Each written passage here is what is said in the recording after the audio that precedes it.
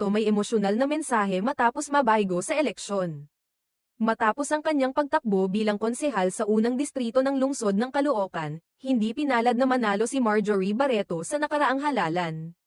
Gayunpaman, ipinahayag niya ang kanyang taos-pusong pasasalamat sa mahigit 112,000 na botanteng nagtiwala at bumoto sa kanya.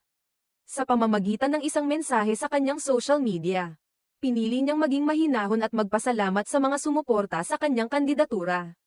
Si Marjorie Barreto ay isang kilalang aktres at dating politiko na nagsilbi bilang konsehal ng Caloocan mula 2007 hanggang 2013.